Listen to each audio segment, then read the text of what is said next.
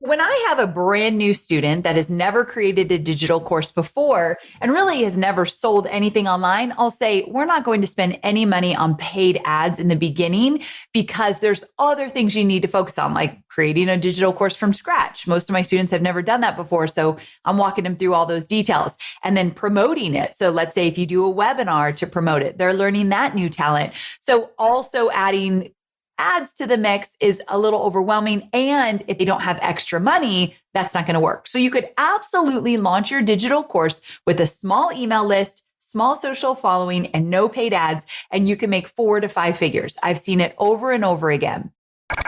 It's the Inspiration Place podcast with artist Miriam Schulman. Welcome to the Inspiration Place podcast, an art world insider podcast for artists by an artist, where each week we go behind the scenes to uncover the perspiration and inspiration behind the art. And now, your host, Miriam Schulman. Okay, hello, my passion maker. This is Miriam Schulman, your curator of inspiration, and you're listening to episode 212 of the Inspiration Place podcast. I'm so grateful that you're here. Today, we're talking all about teaching your art online.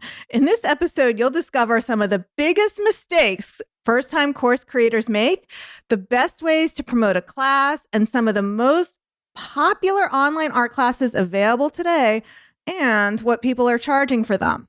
Now, before we bring on today's guest, I just wanted you to know that if you've been thinking about creating your own online class, but you're worried that the market is already saturated, let me tell you, nothing can be further than the truth. The data shows that the number of people signing up for classes grows by the millions each year, and the industry is projected to rise by the billions in dollars by 2025. Also, art classes tend to be the most popular of all classes available online today. According to Skillshare, 7 out of 10 of their most popular classes are all art related. So everything from calligraphy to watercolor to everything in between. And one of the ones that are not, that I didn't count as art, were like blogging and video editing. So basically they're all creative. And one more thing, according to World Economic Forum, there are over 200 million people looking to enroll in online learning right now. Now, because more than ever, people want to be creative and escape the chaos of the world, and many are looking to learn from the comfort and the safety of their own homes. So if you're looking for a guide with this data in it, plus crucial steps you need to get started, then download my Just for Artists Creator Playbook. Go to schulmanart.com/guide. Okay, now on with the show. Today's guest is an online marketing expert and the host of the top-ranked podcast, Online Marketing Made Easy.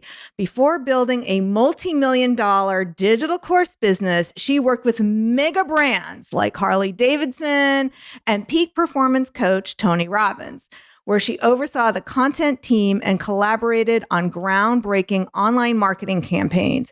Her action step-by-step approach proves that even the newest online newbies can bypass the overwhelm and instead generate momentum as they build a business that they love.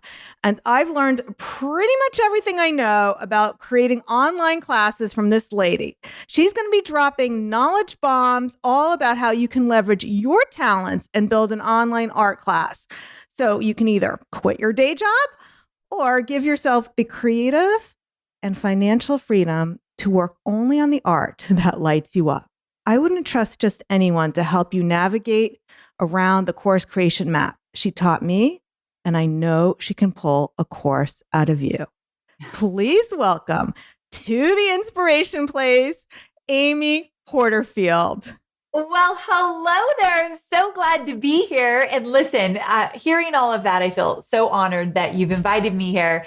but also you are a star student. So as much as I could talk about digital courses today, you also could give so much insight. So I'm glad we're having this conversation. Yeah, this is going to be so much fun. This is like, I love geeking out about the marketing side. Like I still paint, I'm still an artist, but I put so much creativity into my marketing, and I've been having so much fun promoting your class with all the little videos. Have you seen any of them yet? I've seen some and I love them. A lot of them I have on my thank you pages, so you don't even see them. Like, for example, the guide I mentioned. If you're listening, if you go download the guide that I mentioned at the beginning, schulmanart.com/guide, you'll see on the thank you page one of the videos I made that talks about what Amy is going to talk about today. So I have a lot of questions for you, Amy. You want to get started? Let's do it. I mean, we chit chat so much before I hit record, and I ran out of what do we chit chat about? Okay.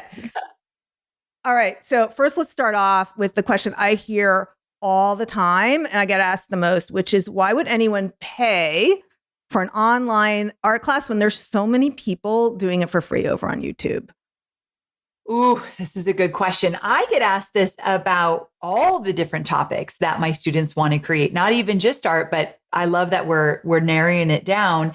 If you Google anything, you will find tons of videos on how to do whatever you want to do. Like Google is the catch-all for anything you want to know how to do. However, the reason why people will pay versus hunting and pecking all over the web, well, there's a few. Number one, efficiency. Get it done. I want to go right to the source of someone I know who knows what they're doing.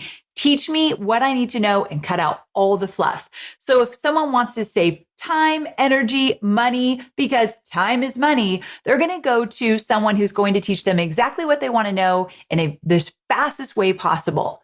And so, of course, you can Google. Let me give you an example. This is not an art example, but during COVID, sourdough bread was a thing, right? Everyone was making these sourdough starters. Sourdough bread was a thing. And if you Googled how to make sourdough bread, you could find thousands and thousands of videos of how to do it. However, I have a student, her name is Sarah. We call her Sarah Sourdough. And she was able to create a course for busy moms on how to make sourdough bread, how to do the starter, how to do all of the details you need, what to buy, what equipment to use, all that good stuff. And Sarah was able to make over $12,000 with her digital course because people wanted to learn from Sarah. And that's another thing. If you build an audience and you have a connection with your audience, they don't want to learn from some stranger. They want to learn from you. They're connected to you. So that's another reason why people will pay for it, to get access to you. 100%. And just think about, would you rather just learn, let's say it was fashion design. Would you rather learn fashion design from somebody just because they're doing it for free on the internet? Or if Brandon Maxwell, who's Lady Gaga's designer, if he was offering an online class on fashion design, I think I would sign up for it, even though I don't really sew clothes. That just sounds so fun to me. So people who teach all these creative things, they want to learn how to do it like you. Yes, exactly. So don't discount the fact that you have a unique personality. You have unique stories and experiences and a way of teaching that people are going to be drawn to. Not everybody. You're not going to be for everyone. That's the whole point. The people that really like the way you do it and they like your story and your experiences, they will be willing to pay for it if you create the relationship with them.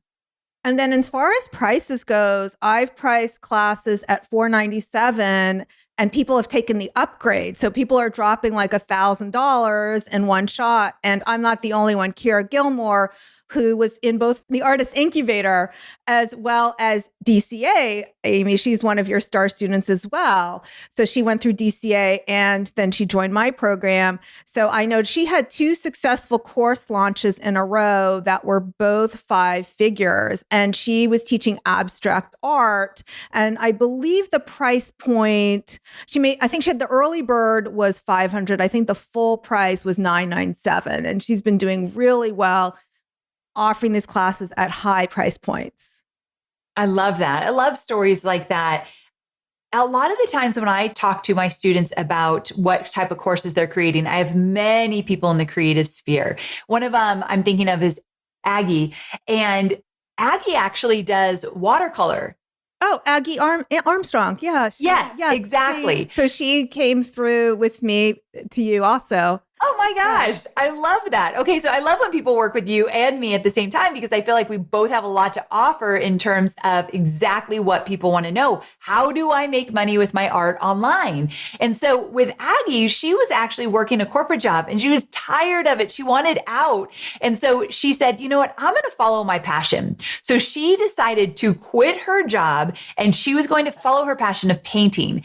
And right when COVID happened was when she was starting her in-person workshops for painting. And she thought, holy cow, I'm going to have to go back to my job. Like, this is not going to work.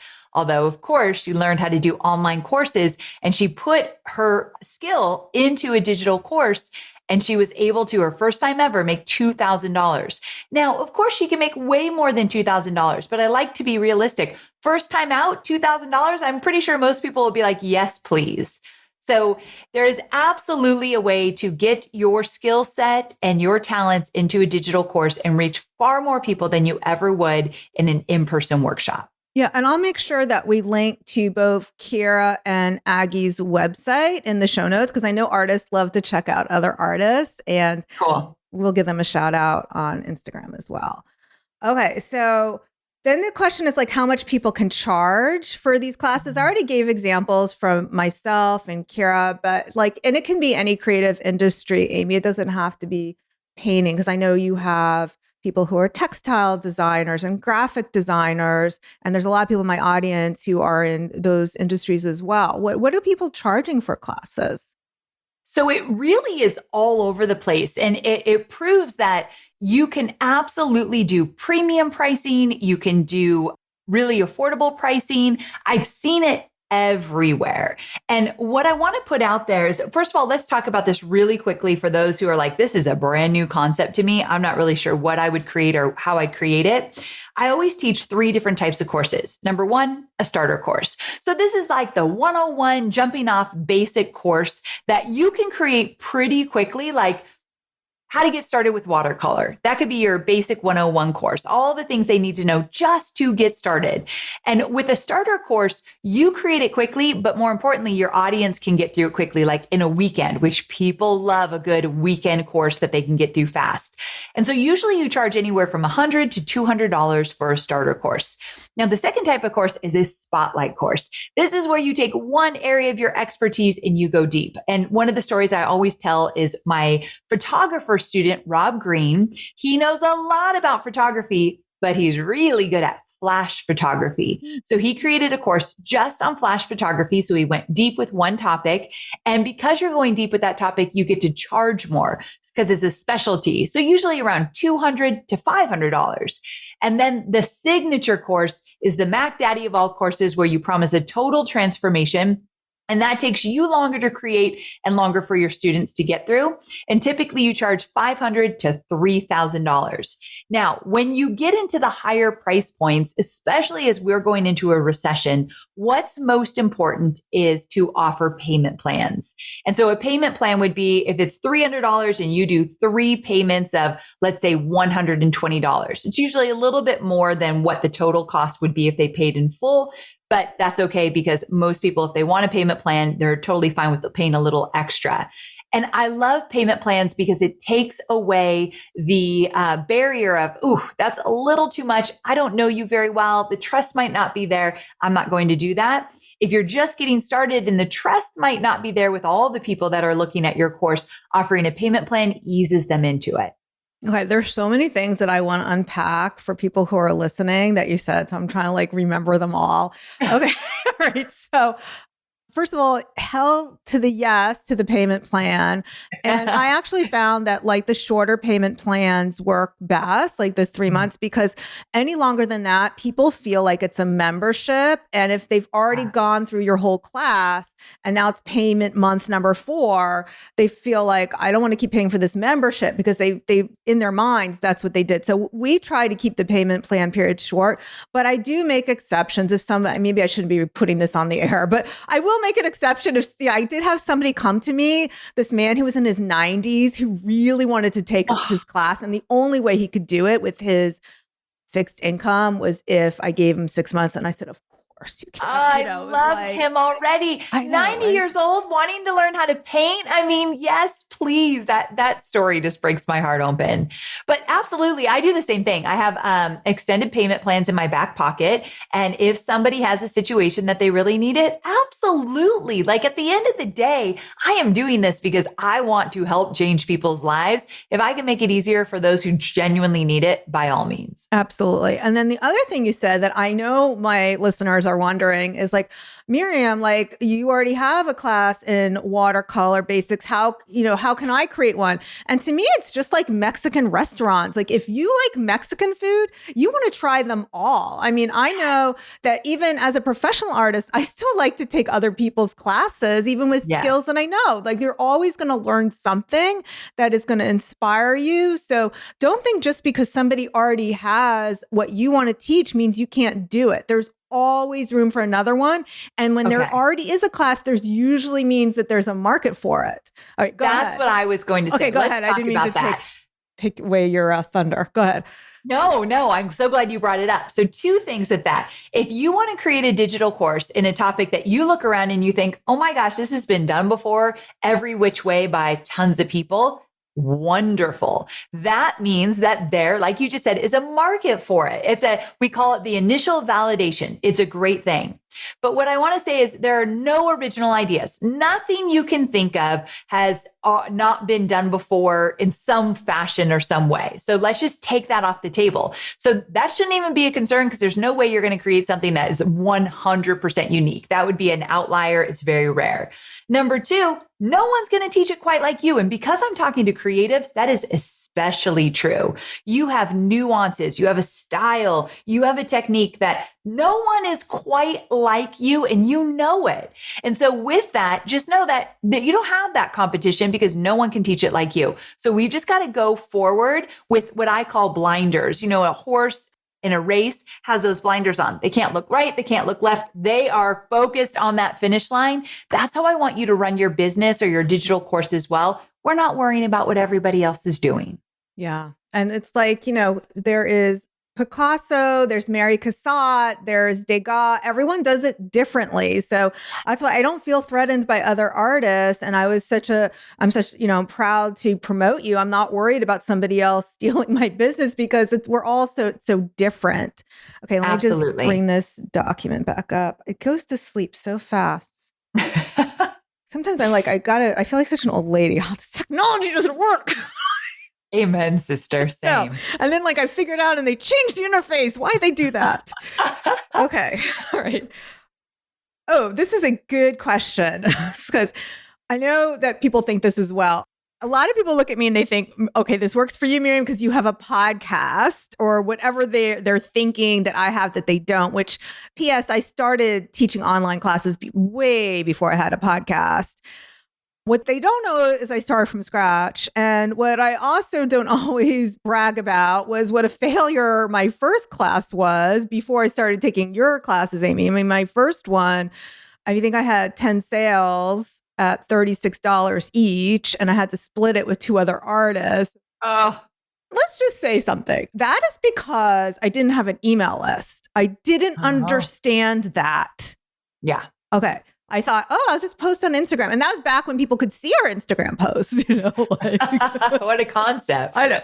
So I'm interrupting myself, but maybe I answered my own question here. What do you think people must do or have before they start offering an online class? Okay, let's talk about it. So first of all, yeah, you need an audience. I can't sugarcoat it like, no worries, you don't have an audience, you can still sell. Who the heck are you going to sell to? So we've got to have an audience. And social media is usually where most people start, especially Instagram for creatives. And I'm all for it. Grow that Instagram following with the right people by you sharing what you do behind the scenes and your magic. But social media is not enough. I always say, if you only build your business on social media, you are building it on rented land. You do not own that platform. And Mark Zuckerberg or Mike or whatever his name is, Mark Zuckerberg can change that algorithm like that, and you are done. And I've seen it over and over again. Just recently, last week, Instagram came out and said, okay, we've heard the complaints. We know you want more images, less video. We're going to fix this. And all of a sudden, everyone who was using Reels consistently saw a decline in their Reels getting viewed last week. Now, hopefully it won't last. We have no control over something like that. What you do have control over is an email list. And let me tell you, everybody struggles with getting their email list up and running. I did, you did. It's just something that's like a rite of passage, but it doesn't have to be that way. The best time to grow an email list was yesterday. The best next time is today. And the way you do that is number one, you got to start with an email service provider. So ConvertKit is one of my favorites. Which one do you use? I actually use MailChimp, which is so embarrassing. But the thing is okay. So no, I want to make sure the artists know, because a lot of people are going to like, Miriam uses it, I'm going to copy her. Okay. All right. I do tell my students now, my artists love Flowdesk. Oh, yes, that's a good one. So that's a really good one for visual artists. I just am too deep in MailChimp to switch. And I hear you. I'm deep into mine too. Too many lead pages. Mm-hmm. Like too many things. I would probably spend months just like rebuilding. So that's why I'm still there. So yeah. Absolutely. So Flowdesk is a great one to use, but you got to get an email service provider. Yes. So get that set up. The next thing is you want to create some kind of really great freebie. So you had the guide that you talked about earlier on the podcast. Yes. That's exactly what I'm talking about. Something that people would find really valuable. But let's talk about freebies for artists, because this is actually a question that comes up all the time. What am I going to give away for free to get people on my email list if I sell, let's say, art that people would buy and put on their wall? Can you speak to that? Because you are way more of an expert in this area than I am in terms of exactly what an artist would give away for free. Oh, 100%. Okay. So I have the guide I was talking about, that's getting started on building an online class. But you can create the art collector's guide. People love that. You build it in Canva. It's your guide. You can just go onto your Instagram and say, hey, if you want me to send you my free art collector's guide, just DM me and I'll set you up. And it's very basically easy. What's in an art collector's guide? It's really just a catalog, but we call it a collector's guide because that's going to feel more value add, which it is. You're going to show, let's say you're a painter, you can show your art in room view so they can imagine how, because people who aren't artists, they can't imagine how things are going to look. So if you're a ceramicist, you can show your ceramics on a beautiful table, on a beautiful bookshelf. So you show how people can use your art in their homes, if that's the kind of art that you create. So that's just one of many examples. I like that a lot. So you create some kind of freebie, and then what you do is you've got to mention it everywhere that it counts and consistently. One mention will never do. Build it and they will come does not work. So that means you're linking to it in your bios on social media. Every single week, you're creating a reel or something new where you're teaching something or talking about art and say, hey, by the way, did you get my guide? Go check it out and tell them where to go.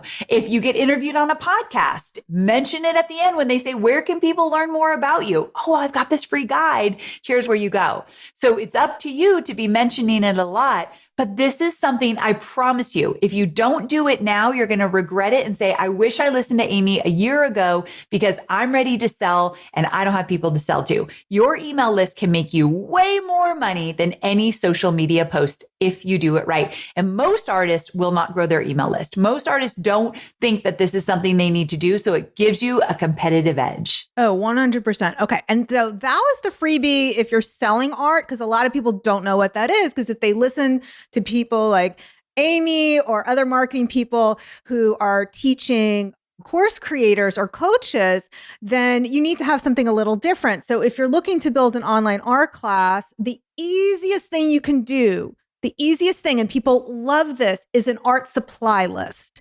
Oh, I love an art supply list. That is a no-brainer. Or if you're a photographer, it's your tools list. So whatever kind of art you create, it's your list. People want to know what tools you have. And then once they get the list, they won't know what to do with it. So it's much easier then to sell them into the class. I love these ideas. Absolutely. Okay. And I want to drop one more link for you. So Amy had put together this amazing guide on where to share those freebie links. And you can go get it at schulmanart.com/leads. Don't worry, we're going to have all the links for you in the show notes. And the show notes are in this. This is episode 212. So schulmanart.com/212. And you can get all of those free good stuff. Perfect. That freebie you just mentioned. So basically you get your lead magnet up and then you're like, I need more ideas about how to get it out into the world. I give you tons of ideas with examples from my students. So it's really valuable. Oh yeah. My students are loving it. A lot of them got a hold of it and they're like, this is so good. Okay. Good. All right. So then, and you know what else? We actually did a whole podcast together, Amy, you and I, about building your email list. So they're going to want to listen to that. So that I thought so. I was like, we've talked about this on this podcast before. So that's if you're like, okay, I'm going to create the freaking list. I'm going to do it. Go listen to that episode too. Okay. So that's episode number 88. And I do mention other kinds of freebies that artists should create that I didn't talk about today. So schulmanart.com/88. Okay, so now we have to talk about advertising. Yes, let's do it. Okay, what kind of advertising budget are they going to need for this? All right. So when I have a brand new student that has never created a digital course before and really has never sold anything online, I'll say, we're not going to spend any money on paid ads in the beginning because there's other things you need to focus on, like creating a digital course from scratch. Most of my students have never done that before. So I'm walking them through all those details and then promoting it. So let's say if you do a webinar to promote it, they're learning that new talent. So also adding ads to the mix is a little overwhelming. And if they don't have extra money, that's not going to work. So you could absolutely launch your digital course with a small email list, small social following, and no paid ads, and you can make 4 to 5 figures. I've seen it over and over again. However, if you have some extra funds to put toward paid advertising, all day long, because it works. And quite honestly, if it's working for you, the more money you put in, the more money you get out. Like I remember when I was first starting with ads, if I put in like $1,000 and I got great results, I had a business partner at the time and he's like, let's put in 10,000 then. Let's keep going if this is working. And I was so nervous to do it, but it's actually a great strategy. If it's working, put more money into it.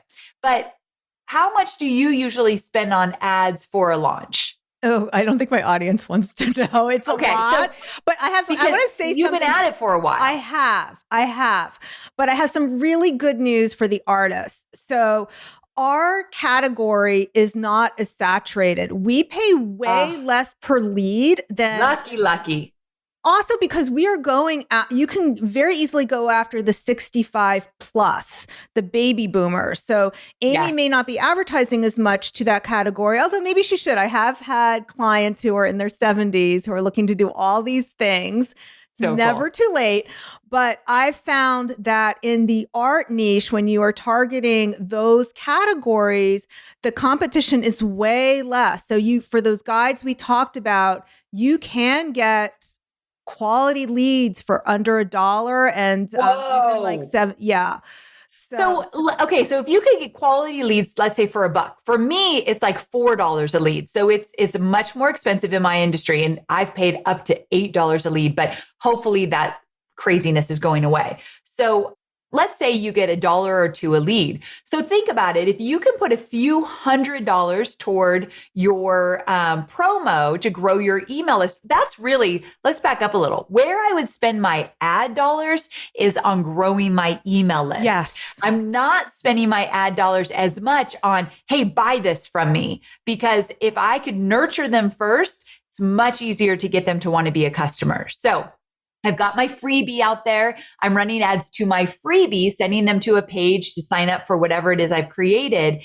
And if you put a couple $100s toward that, you can grow your email list pretty quickly. So that's the best use of ad dollars. And that's pretty much what I did. So after that failed class, I signed up for, this is like dinosaur classes now, Amy. This was like Facebook Profit Lab. Do you remember you had a class called that? Yes. So when she says dinosaur, that means I created it years and years ago. I no longer have it on the market, but this is because you are an OG. This is why I love you. That's right. And it's like, it doesn't sound that long ago. I mean, actually now it is 10 years, but online, these are like dog years. So that's like 100 years ago.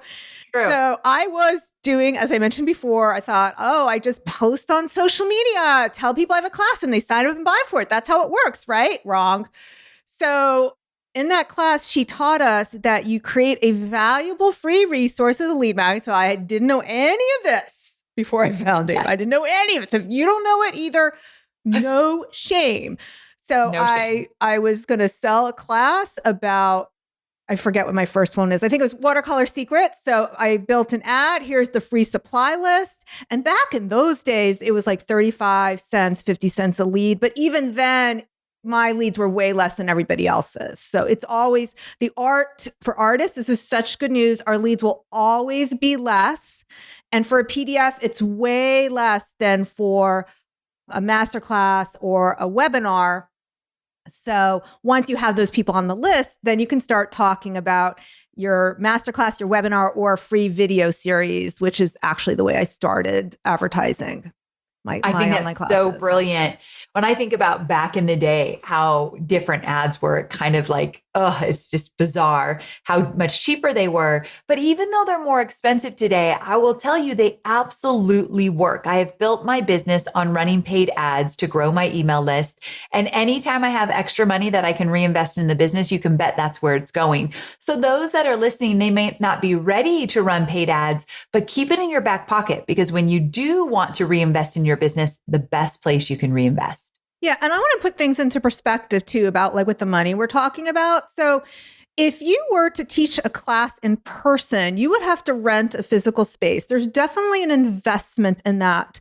So spending $300 to get 300 to 600 people on your email list. So, and then usually you can expect to convert about between 1% to 2%. So that's about 10 people, let's say, who are going to sign up for your $500 class. That's $5,000. So doing that math for you that way, I am good at math. You are good. I cannot do that kind of math on the fly. But I always say I run course math when I teach people how to do digital courses. And you run your course math and you're like, wait a second, I don't need that many people to buy from me in order for me to have a really good month. $5,000 extra this month, I think we'd all say yes to that. 100%. And that is very doable. Right. So the class before I did with Amy, like I pretty much lost money. The first class after, I made $8,000, just so everyone knows. And that's incredible. Yeah, it was so much fun. Okay, we're running out of time. Okay, so we got to get to some of these things. What are some of the biggest mistakes you see first-time course creators make? Ooh, okay. So the first one is not growing an email list. And you can grow your email list while you create your course. That's how I teach it. In my program, we're growing our email list while we're creating our course at the same time. But that's number one, but we've already gotten into a lot of that. Number two is thinking you need to throw everything and the kitchen sink into your first digital course. The reason why most first-time course creators do this and make this mistake is because they want to prove themselves. And it's scary to sell something online. So you're like, well, if I'm going to ask $500, then I better show them everything I know. And that is doing a huge disservice to those that you are serving. Because when someone takes a digital course, they've paid money to cut through the fluff. They paid money to get results quickly, to learn fast. And so you putting everything in there is just slowing them down. So I always tell my students, okay, so go through your outline. Once I teach them how to create an outline for a digital course, go through, cross out anything that is not absolutely necessary. And they will always find places to do that. What it means, though, is that you can get your course created quickly and your audience can get the results they want quickly. So don't think you have to add everything in the kitchen sink into your course. Another thing is that most people wait too long to get started with their first digital course. They think they need to know more, get educated more. Maybe they're not big enough online yet. They make all these excuses, where I could tell you story after story of some of my students who have very small email lists, not a huge following on social, but they went for it and they sold 10 units, which let's say that's $2,000 or $3,000 or whatever it is.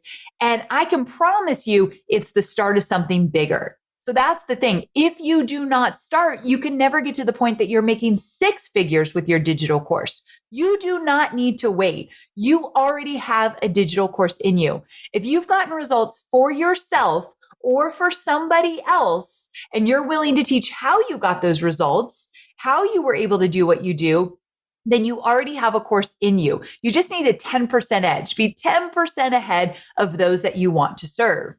And with art and with creatives, there are so many things that people have no idea how to do. And they're looking to learn from someone who literally could do it in their sleep. That's likely many people who are listening right now. So not having an email list, putting too much in your course and overwhelming yourself while you're creating it and overwhelming everyone else when they go through it.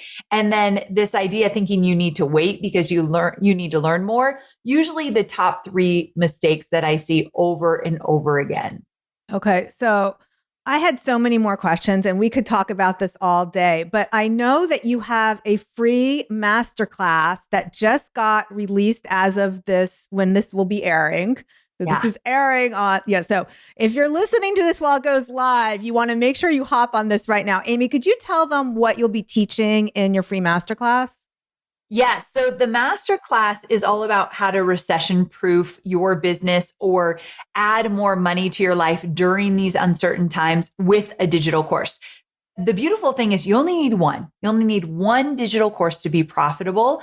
And when you create one asset and launch it over and over and over again, that's where you start to see that consistent revenue come in and you feel more confident about your finances. So in the masterclass, I'm going to walk you through the mindset shifts you need to make and the actual specific techniques you need to get started with a digital course. And I'm going to flood you with a bunch of ideas of other people that have gone before you who have created a digital course out of nothing, meaning they've never done it before. So we're going to talk about all of this and so much more in the masterclass. And I love the title of your masterclass this year, because that is what I've been preaching, why artists need an online class.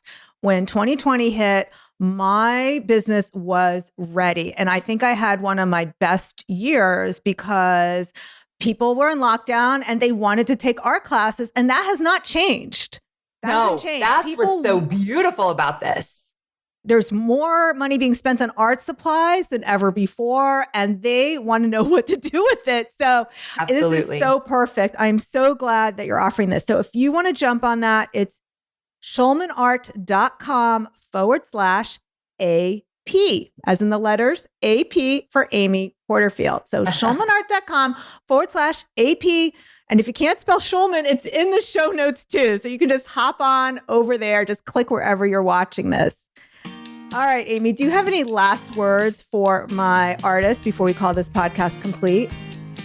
What I want to say is you have a really special gift that other people would just die to have. And your creative skills and knowledge and know-how, they are desirable in this world by many other people. And you are robbing yourself of an opportunity to have more financial freedom and lifestyle freedom, but also other people would really love to learn from you. I have no doubt in my mind. So at least explore it, because you might just blow your own mind with what you can do. Okay, and one more thing, no starving artist mentality here. We have an abundant artist mindset. So if you enjoyed this episode, share it with the other artists that you know. They will thank you for it. Just take a screenshot, however you're listening to it, and you can tag me on Instagram because I'd love to see that you shared it. I'm at Schulman Art over there, or just share it with your friends. You don't have to give me credit. All right, so thank you so much for being with me here today, Amy. Thank you so much for having me. I just always love chatting with you. All right, and thank you, my friend, for being with me here today. I'll see you the same time, same place next week. Stay inspired. Thank you for listening to the Inspiration Place podcast. Connect with us on Facebook at facebook.com/SchulmanArt, on Instagram @SchulmanArt, and of course on schulmanart.com.